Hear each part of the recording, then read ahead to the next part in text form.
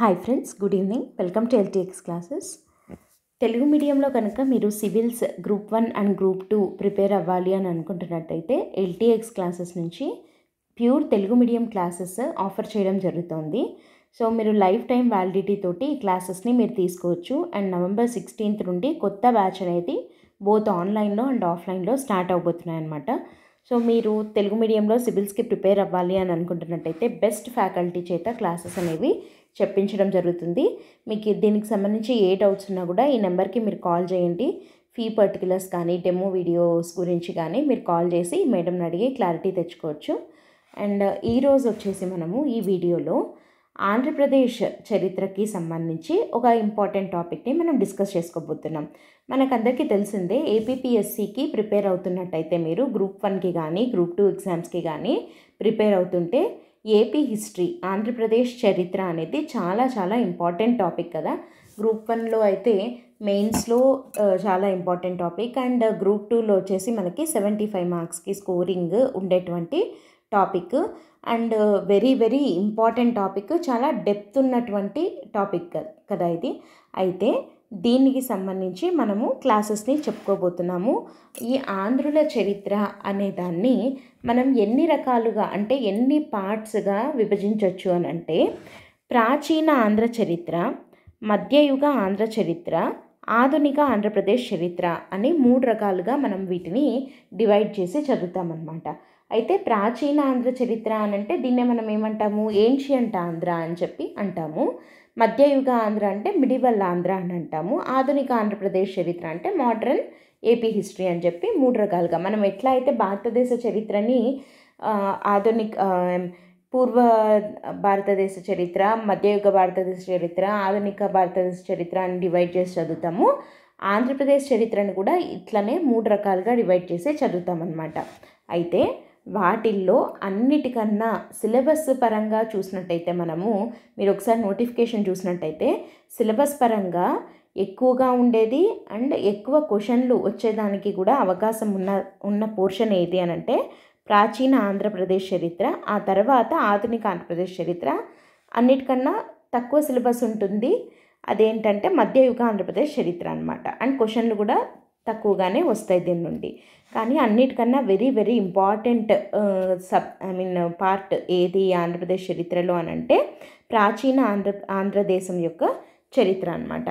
అసలు ఈ ప్రాచీన ఆంధ్రదేశ చరిత్ర అని అంటున్నాం కదా, అసలు మన ఆంధ్రదేశం యొక్క చరిత్ర ఎంత ప్రాచీనమైనది, అసలు ఎక్కడి నుంచి మన చరిత్ర అనేది, మన ఆంధ్ర యొక్క చరిత్ర అనేది ఎక్కడి నుండి మొదలైంది, అసలు ఈ ఆంధ్రదేశము అంటే దీని ఉనికి ఎప్పటి నుండి మొదలయ్యింది, ఏ కాలం నుండి మనకి ఈ ఆంధ్రదేశము అనేది ఉంది, అసలు దీన్ని ఆంధ్ర అన్న పేరు ఎలా వచ్చింది, ఎవరు పెట్టారు, ఎప్పటి నుండి దీన్ని ఆంధ్ర అని పిలవడం మొదలు పెట్టారు, అసలు మనం తెలుగు వాళ్ళము అని అంటున్నాం కదా, ఈ తెలుగు అంటే ఏంటి, దీని పుట్టుక ఏంటి, తెలుగు భాష యొక్క వికాసం ఎలా ఉన్నింది అంటే యుగ యుగాలుగా ఈ తెలుగు భాష ఎట్లా పెరుగుతూ వచ్చింది, ఎవాల్వ్ అవుతూ వచ్చింది, ఇదంతా కూడా మనకి ఈ ప్రాచీన ఆంధ్ర చరిత్ర అనే దాని కింద మనము చదువుతామన్నమాట.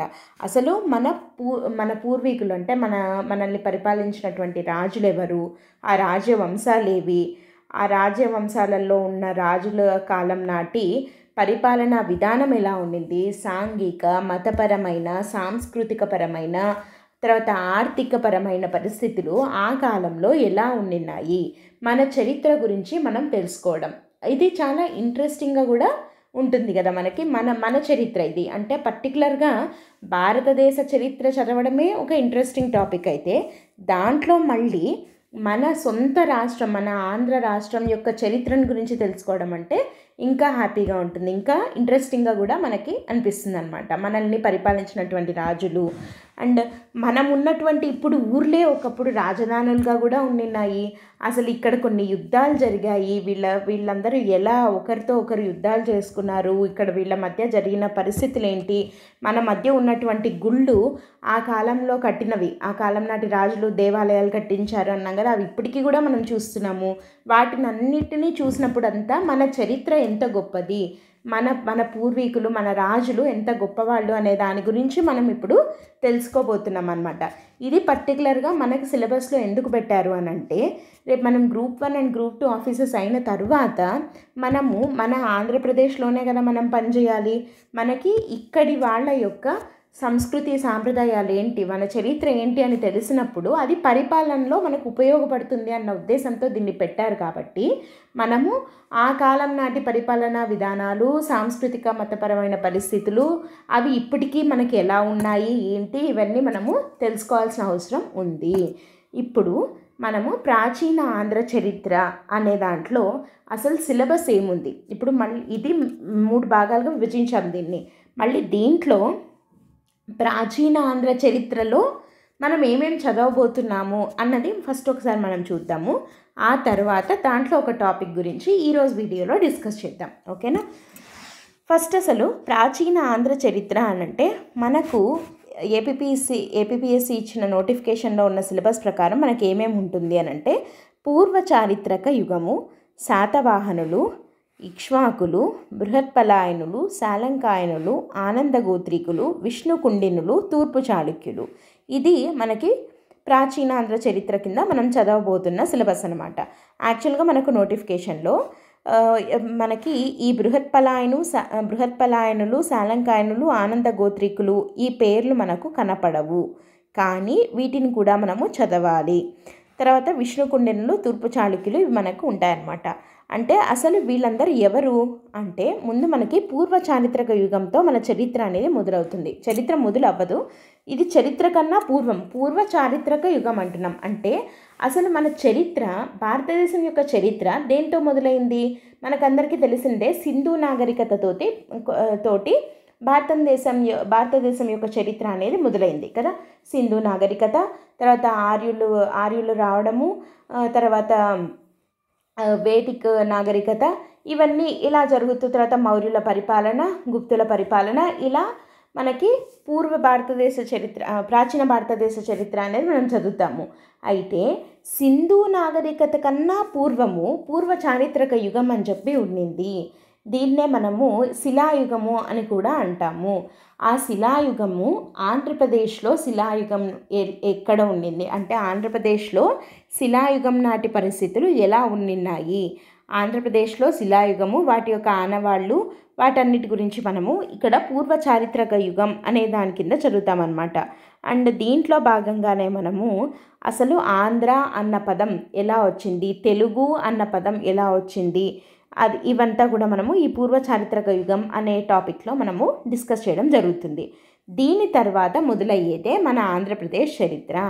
ఆంధ్రప్రదేశ్ చరిత్ర మనకు భారతదేశంలో ఎట్లయితే సింధు నాగరికతతో భారతదేశ చరిత్ర మొదలైందో, ఆంధ్ర యొక్క చరిత్ర మనకి శాతవాహనులతో మొదలయ్యింది. శాతవాహనులు, ఇక్ష్వాకులు వీళ్ళందరూ ఎవరు? బృహత్పలాయను, సాలంకాయనులు, ఆనందగోత్రికులు, విష్ణుకుండినులు, తూర్పు చాళుక్యులు వీళ్ళందరూ ఎవరు అనంటే, మన ఆంధ్రదేశాన్ని పరిపాలించినటువంటి రాజ్యవంశాలు. వాటిల్లో మొట్టమొదటి రాజవంశం ఏది అనంటే శాతవాహనులు. మనల్ని పరిపాలించినటువంటి మొట్టమొదటి రాజులు ఎవరు? శాతవాహనులు. అంటే మరి అంతకుముందు శాతవాహనుల కన్నా ముందు ఆంధ్రదేశము ఎవరి పరిపాలనలో ఉండింది అని మనకు ఒక అనుమానం రావచ్చు. మనము మౌర్యుల పరిపాలనలో ఉన్నాము.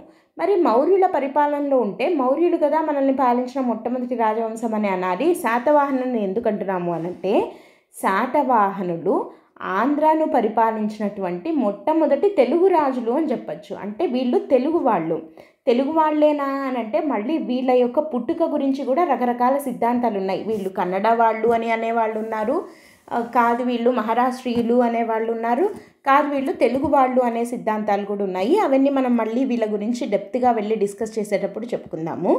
అయితే వీళ్ళు ఈ శాతవాహనులు అనేవాళ్ళు ఏంటి అనంటే, వీళ్ళు మౌర్యులకు సామంతులుగా ఉండేవాళ్ళు.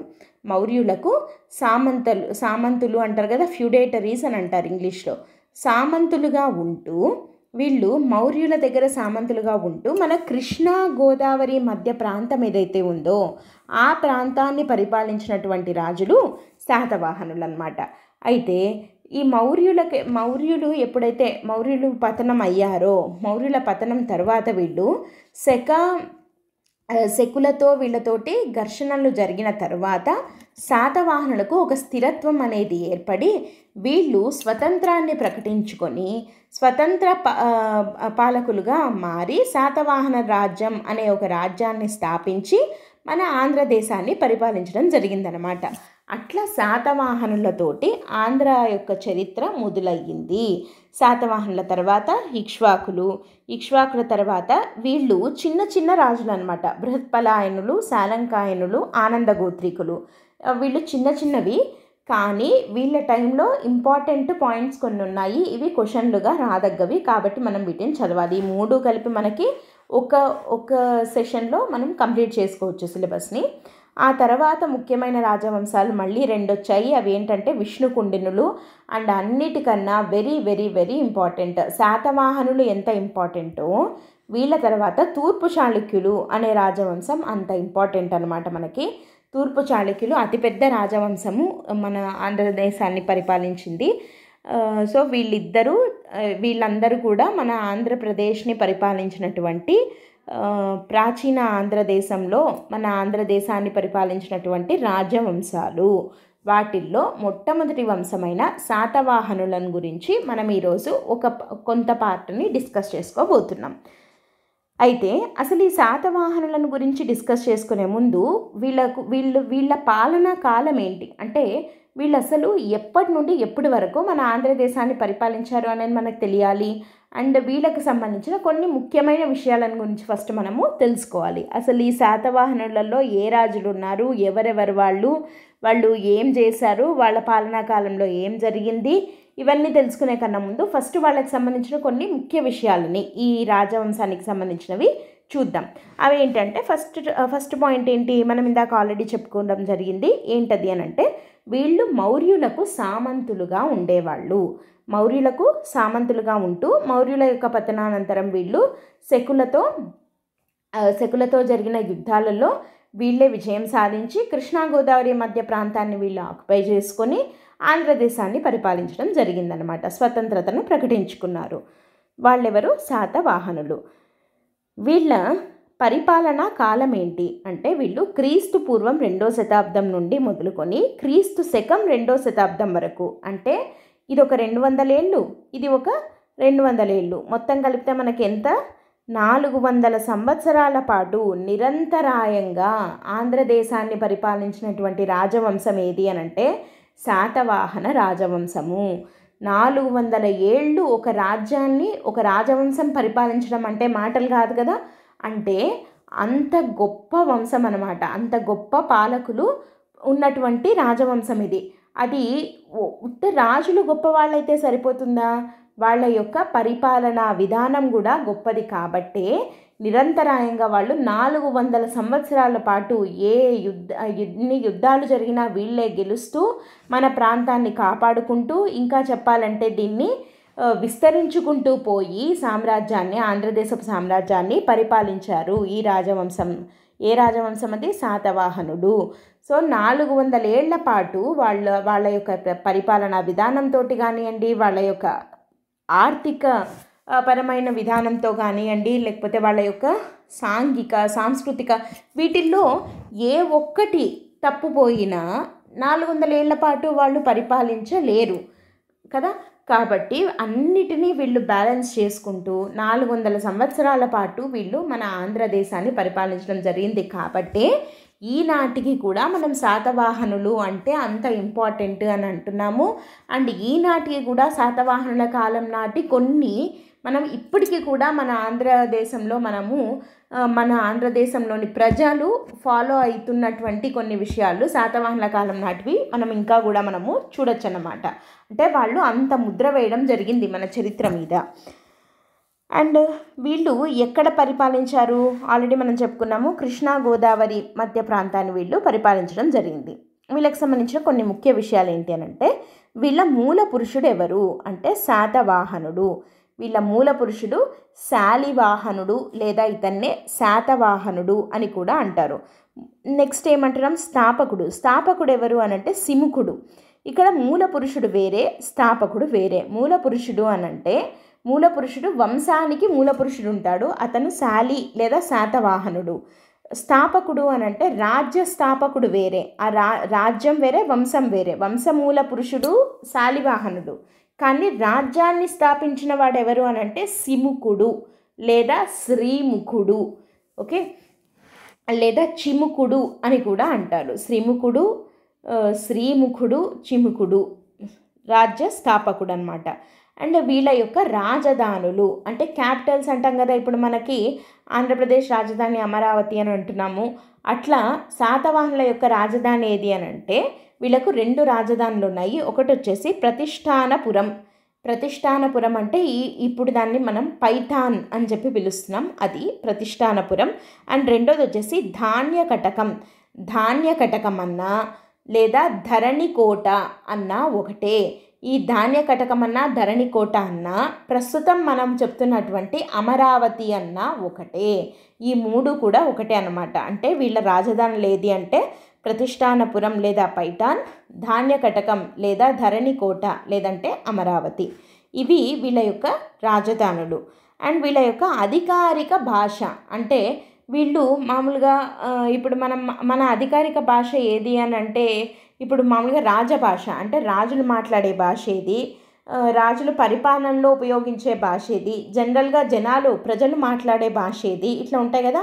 అలా అధికారిక భాష శాతవాహనుల కాలం నాటి అధికారిక భాష ఏది అంటే ప్రాకృతము. కాకపోతే ఇక్కడ మళ్ళీ ఒక చిన్న మెలిక ఉందన్నమాట. అదేంటి అని అంటే ఈ శాతవాహనుల రాజులందరిలోకి ఒక రాజున్నాడు, ఆయన పేరు కుంతల శాతకర్ణి. ఈ కుంతల శాతకర్ణి కాలంలో మాత్రమే అధికారిక భాష ప్రాకృతం కాకుండా సంస్కృతం అయ్యింది. కాబట్టి ఇది క్వశ్చన్గా రాదగ్గ పాయింట్ అనమాట.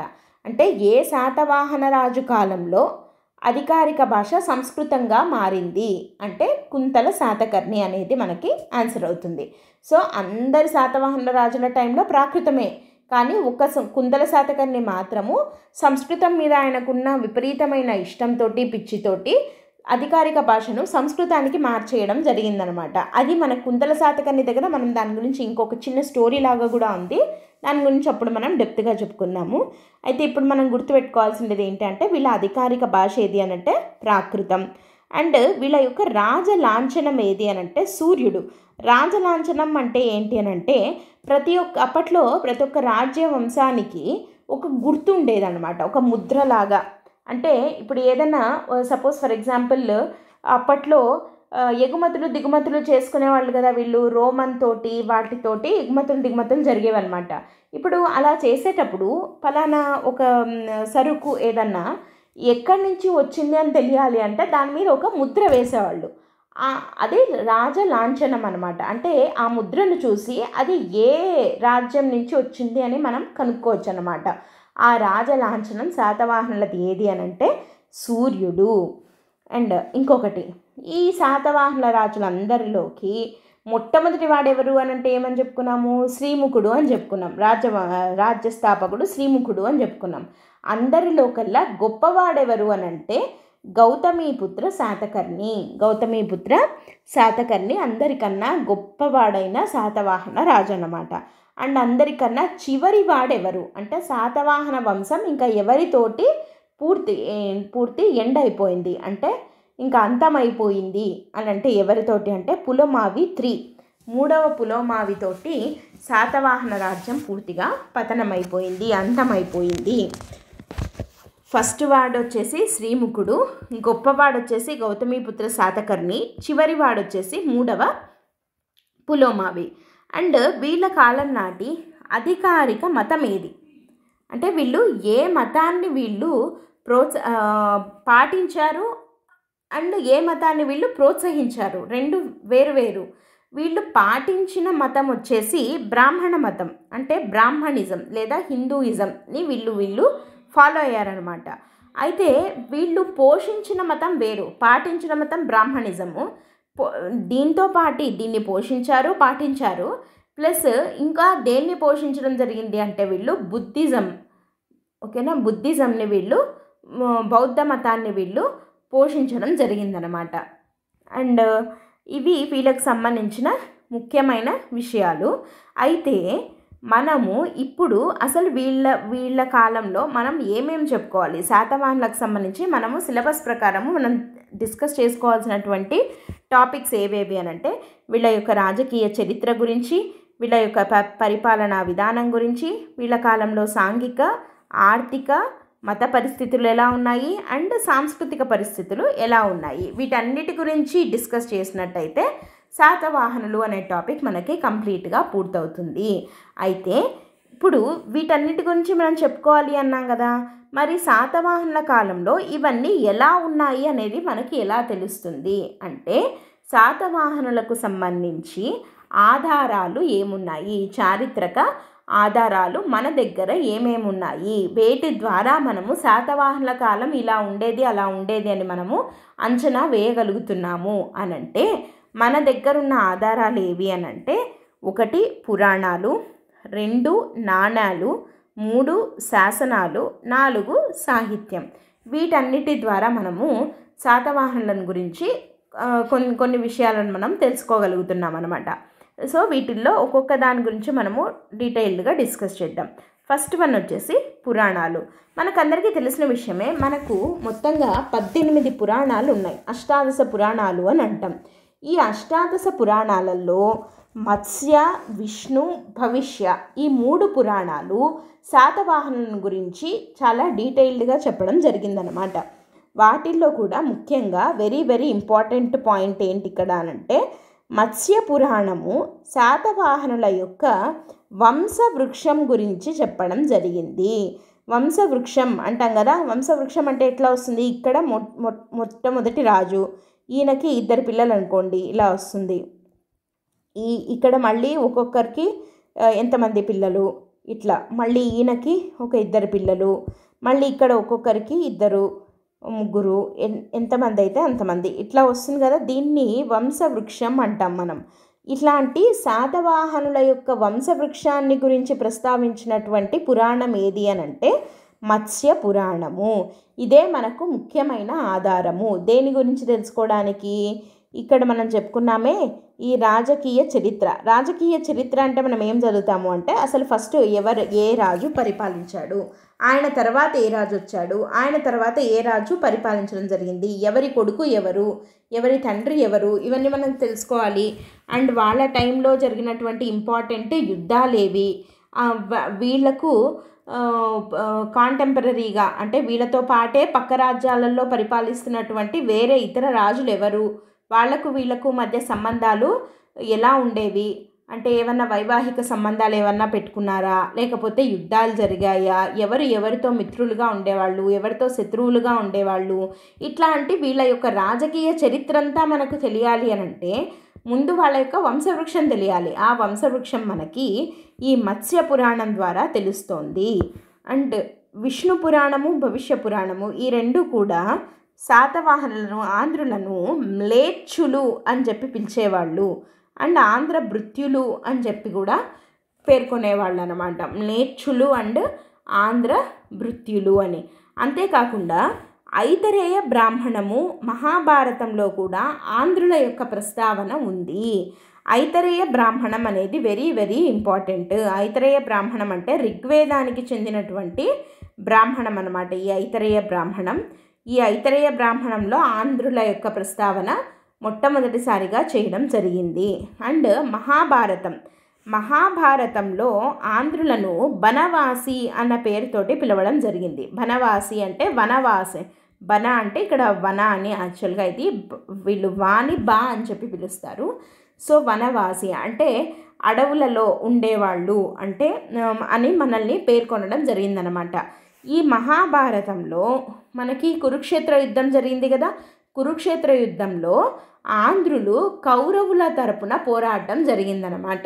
పాండవుల తరపున కాకుండా కౌరవుల తరపున ఉన్నాము మనము ఈ మహాభారత యుద్ధంలో. అలా మహాభారత యుద్ధంలో కూడా ఆంధ్రుల యొక్క ప్రస్తావనను మనం చూడొచ్చు. మహాభారతంలో కూడా ఆంధ్రుల యొక్క ప్రస్తావనను మనము చూడొచ్చు.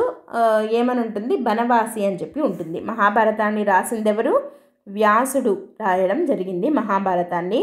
అండ్ యాక్చువల్గా మహాభారతం యొక్క ఒరిజినల్ నేమ్ ఏంటి అని అంటే దీని అసలు పేరు జయ సంహిత. మహాభారతం యొక్క పేరు జయ సంహిత. ఈ జయ సంహితనే మహాభారతం అని కూడా అంటాము.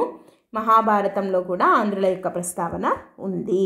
సో ఇది పురాణాల ద్వారా మనము ఆంధ్రుల గురించి తెలుసుకోవడం ఎలా అంటే ఏ పురాణాల ద్వారా అంటే మత్స్య పురాణం ద్వారా వంశవృక్షాన్ని, విష్ణు భవిష్య పురాణాల్లో ఉన్న దాని ద్వారా ఆంధ్రుల గురించి, అండ్ ఐతరేయ బ్రాహ్మణంలో మరియు మహాభారతంలో కూడా ఆంధ్రుల యొక్క ప్రస్తావన ఉంది కదా. దాని ద్వారా మన ఆంధ్రదేశం యొక్క చరిత్రను గురించి, పర్టికులర్గా శాతవాహనులను గురించి తెలుసుకోవచ్చు. అండ్ నెక్స్ట్ రెండోది వచ్చేసి నాణాలు. నాణాలు అంటే ఏంటి? కాయిన్స్ అంటాం కదా. అంటే ఇప్పుడు మనకు కూడా కరెన్సీ ఉంది. అప్పుడు కరెన్సీ ఏది అని అంటే కాయిన్స్, నాణాలు అనమాట. అప్పుడు అసలు శాతవాహనుల కాలం నాటి నాణాలు ఏవి, ఆ నాణాల ద్వారా శాతవాహనుల చరిత్రను మనం ఎట్లా తెలుసుకోవచ్చు అనేది ఇప్పుడు చూద్దాం. రకరకాల నాణాలు ఆ కాలంలో ఉన్నాయి వీళ్ళకి. ఏవేవి అంటే సువర్ణ, కర్షాపణ, పొటిన్, రోమన్ నాణాలు. సువర్ణ అంటే గోల్డ్ కాయిన్స్ అనమాట, గోల్డ్ నాణాలు ఇవి. కర్షాపణ అని అంటే వెండివి, ఇవి బంగారంవి. సువర్ణ అంటే బంగారము, కర్షాపణ అంటే వెండి, పొటిన్ అంటే రాగి ఉంటుంది కదా మనకి, రాగి ప్లస్ తగరము రాగి, ఈ రెండింటిని కలిపి తయారు చేస్తే వచ్చేవి పొటిన్ నాణ్యాలు అనమాట. అండ్ ఇవి కాకుండా రోమన్ దేశంతో మనకి ఎగుమతులు దిగుమతులు జరిగేవి, వాణిజ్యం ఉండేది అని అన్నాం కదా. కాబట్టి ఆ రోమన్ నాణాలు కూడా మనకి మన ఆంధ్రదేశంలో లభించడం జరిగింది. సో వీటన్నిటి ద్వారా మనము శాతవాహనుల యొక్క చరిత్రను ఒక అంచనాకి రావడం జరిగిందనమాట. అయితే అసలు ఈ నాణాలు మనకి ఎక్కడెక్కడ లభ్యమయ్యాయి, ఏ ప్లేసెస్లో దొరికాయి అంటే శాలిహుండం. ఈ శాలిహుండం వచ్చేసి మనకి శ్రీకాకుళంలో ఉంది. శ్రీకాకుళం దగ్గర శాలిహుండం అనే చోట మనకి చాలా నాణాలు బయటపడడం జరిగింది. అండ్ వినుకొండ, శాలిహుండము, తర్వాత నాగార్జునకొండ, ఈ 3 చోట్ల కాయిన్స్, శాతవాహనుల కాలం నాటి నాణాలు బయటపడ్డాయన్నమాట. అయితే ఈ అత్తిరాల అని ఉంది కదా, ఈ అత్తిరాల వచ్చేసి కడప జిల్లా దగ్గర ఉందన్నమాట. కడప జిల్లాలోని అత్తిరాల. ఈ అత్తిరాలలో విపరీతంగా రోమన్ కాయిన్స్ అనేవి బయటపడడం జరిగిందనమాట. రోమన్ గోల్డ్ కాయిన్స్, రోమన్ నాణాలు బయటపడడం జరిగింది అత్తిరాలలో. అండ్ శాలిహుండము, వినుకొండ, నాగార్జునకొండలో శాతవాహనుల కాలం నాటి కాయిన్స్ బయటపడ్డాయి. అయితే ఇక్కడ అన్నిటికన్నా ఇంకోటి ఇంపార్టెంట్ది ఏంటంటే కొండాపూర్, మెదక్ జిల్లా. ఇప్పుడు మెదక్ జిల్లాలో కొండాపూర్ అని ఉంది. ఈ కొండాపూర్లో ఏకంగా ఒక టంకశాలే బయటపడింది. టంకశాల అంటే ఏంటి అని అంటే మామూలుగా మింట్ అని అంటాం ఇంగ్లీష్లో దీన్ని. మింట్ అంటే ఏంటి అంటే నాణాలను ముద్రించే ప్రదేశం ఉంటుంది కదా, మింట్ చేయడం అంటాం. అంటే కాయిన్స్ని ప్రింట్ చేస్తారు, అక్కడ తయారు చేస్తారనమాట. సో నాణాల యొక్క ముద్రణశాల అనొచ్చు, టంకశాల అంటాం దీన్ని. సో ఏకంగా ఈ టంకశాలనే బయటపడింది ఎక్కడ? కొండాపూర్లో. ఈ కొండాపూర్ ప్రస్తుతం మెదక్ జిల్లా కిందకి వెళ్తుందనమాట, తెలంగాణలో. అంటే వీళ్ళు తెలంగాణ ఆంధ్ర రీజియన్ని రూల్ చేశారు కదా, శాతవాహనులు పాలించారు అని అంటున్నాం కదా. కాబట్టి కొండాపూర్లో ఇది దొరకడం జరిగిందనమాట. సరే, ఇవి ఇక్కడ దొరికాయి అంటున్నాము, ఇవి ఇన్ని రకాల కాయిన్స్ ఉన్నాయి, నాణాలు ఉన్నాయి అని చెప్తున్నాము. అయితే వీటి ద్వారా మనం శాతవాహనుల గురించి ఏం తెలుసుకోవచ్చు అంటే వీటి మీద కొన్ని గుర్తులు ఉన్నాయి. ఏంటా గుర్తులు? ఎద్దు, ఏనుగు, గుర్రం, సింహం, స్వస్తిక్, ఇవి. అయితే ఇవి కాక ఇంకా ఇంపార్టెంట్ గుర్తులు 2 ఉన్నాయి. అవి ఏంటి అని అంటే ఉజ్జయిని శిలాతోరణం ఒకటి, ఓడా తెరచాప గుర్తులు ఒకటి. ఈ ఉజ్జయిని శిలాతోరణము అనే గుర్తున్నటువంటి నాణాలు ఎవరి కాలానికి చెందినవి అని అంటే గౌతమిపుత్ర శాతకర్ణి కాలానికి చెందినవి. అండ్ మొదటి శాతకర్ణి కాలానికి చెందినవి. శాతకర్ణి 1 ప్లస్ గౌతమిపుత్ర శాతకర్ణి. మొదటి శాతకర్ణి, గౌతమిపుత్ర శాతకర్ణి కాలం నాటి నాణాల మీద ఉజ్జయిని తోరణాలు లభించడం జరిగింది. తోరణం ఉన్న నాణాలు లభించడం జరిగింది. అండ్ ఓడా తెరచాప ఉన్న వచ్చేసి యజ్ఞశ్రీ శాతకర్ణి కాలం నాటివి నాణాల మీద ఈ ఓడా తెరచాప గుర్తున్నటువంటి నాణాలు లభించడం జరిగిందనమాట.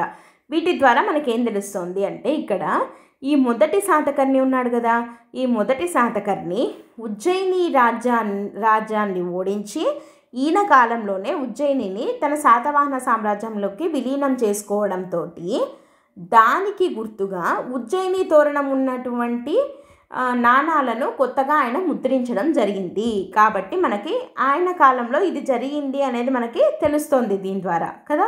అండ్ ఈ ఓడా తెరచాప యజ్ఞశ్రీ శాతకర్ణి కాలం నాటివి వాటి ద్వారా ఏం తెలుస్తుంది అని అంటే, యజ్ఞశ్రీ శాతకర్ణి కాలంలో విపరీతంగా మనకి వాణిజ్యం అనేది వేరే ఇతర దేశాలతోటి వాణిజ్యం అనేది జరిగిందనమాట. అది కూడా ఎలా సముద్ర వాణిజ్యం అంటే మనకి ఈ కోస్టల్ వీటిని యూజ్ చేసి ఫారిన్ ట్రేడ్ అంటాం కదా, అది జరిగిందనమాట. కాబట్టి ఓడా తెరచాప ఉన్నటువంటి నాణాలను వేయించడం ద్వారా ఆయన చెప్తున్నాడు, నా కాలంలో ఇది ఇట్లా ఉంది అని మనకి చెప్పదలుచుకున్నాడు అని మనం అనొచ్చు. అండ్ వీళ్ళ కాలంలో ఈ నాణాల మీద ఉన్న భాష ఏది అని అంటే, మనం ఇందాక ఏమన్నాం అధికారిక భాష ప్రాకృతం అన్నాం కదా, అది మనకు ఎలా తెలిసింది అంటే ఈ నాణాల మీద అక్కడక్కడ కొన్ని రాసేవాళ్ళు, లిపి ఉండేదన్నమాట. దాని మీద కొన్నిటి మీద ఏముంది అంటే సిరిచిముఖ శాత అని ఉందన్నమాట. అంటే ఇది చెప్పాలంటే సింపుల్గా శ్రీముఖ శాత అని, శ్రీముఖ శాతానే సిరిచిముఖ శాత అని కూడా అంటారు. శ్రీముఖ శాతం చిరిసిముఖ శాత అని ఎందుకు అంటున్నాము అని అంటే, ఇది ప్రాకృత భాష. అంటే నాణాల మీద భాష ఉంది, అది ప్రాకృతము అంటే దాని అర్థం ఏంటి, అది అధికారిక భాష కాబట్టి అది అలా ఉంది అని చెప్పచ్చు అనమాట. సో వీళ్ళ అధికారిక భాష ప్రాకృతం అని వీళ్ళు నాణాల మీద వాడారు కాబట్టే మనకి తెలుస్తోంది. ఇలా నాణాల ద్వారా కూడా మనము శాతవాహనుల గురించి తెలుసుకోవడం జరిగిందనమాట. ఇంకా మనకి శాసనాల ద్వారా శాతవాహనుల గురించి, ఆ కాలం నాటి సాహిత్యం ద్వారా శాతవాహనుల గురించి ఏం తెలుసుకోవచ్చు అనేది మనము నెక్స్ట్ క్లాస్లో నెక్స్ట్ వీడియోలో మనము డిస్కస్ చేద్దాము. అండ్ ఇంకొక విషయం ఏంటి అంటే, యూపీఎస్సీ ఇన్ఫినిటీ ప్లస్ ప్రోగ్రామ్ కింద లైవ్ అండ్ రికార్డెడ్ క్లాసెస్ మీకు ఇవ్వడం జరుగుతుంది. ఇంట్లో యూపీఎస్సీ ఇన్ఫినిటీ ప్లస్తో పాటు ఏపీఎస్సీ గ్రూప్ 1 అండ్ గ్రూప్ 2కి కానీ, మీరు తెలంగాణ గ్రూప్ 1 అండ్ గ్రూప్ 2కి కానీ ప్రిపేర్ అవుతున్నట్టయితే అన్నిటికీ కలిపి కామన్గా 80,000 మాత్రమే ఫీజు. అండ్ ఇది కూడా మీరు అట్ ఎ టైం పే చేయాల్సిన అవసరం లేదు. పర్ మంత్ 5,000 రూపీస్ లాగా ఈఎంఐ లాగా మీరు పే చేసుకోవచ్చు. దట్టు లైఫ్ టైం వ్యాలిడిటీ తోటి ఇది ఇవ్వడం జరుగుతుందన్నమాట. అండ్ తెలుగు మీడియంలో కూడా మీకు ఇది అందుబాటులో ఉంది. సో మీరు ఇంగ్లీష్ మీడియంలో అయినా తెలుగు మీడియంలో అయినా ప్రిపేర్ అవ్వాలి అని అనుకుంటున్నట్టయితే యూపీఎస్సీ ఇన్ఫినిటీ ప్లస్ అనే ప్రోగ్రామ్ చాలా చాలా హెల్ప్ అవుతుంది. అండ్ ఆఫ్లైన్ క్లాసెస్ వైజాగ్లో అవైలబుల్గా ఉన్నాయి. మీరు ఇంకా మీకు దీనికి సంబంధించి ఏదైనా డౌట్స్ ఉంటే ఎల్టీఎక్స్ క్లాసెస్ యాప్ డౌన్లోడ్ చేసుకోండి, లేదంటే ఇక్కడ ఉన్నటువంటి నెంబర్కి ఒకసారి కాల్ చేసినట్టయితే మేడం మీకు ఏదైనా డౌట్స్ ఉంటే క్లారిఫై చేస్తారనమాట. Okay, that's it for today. Thanks for listening. All the best. By.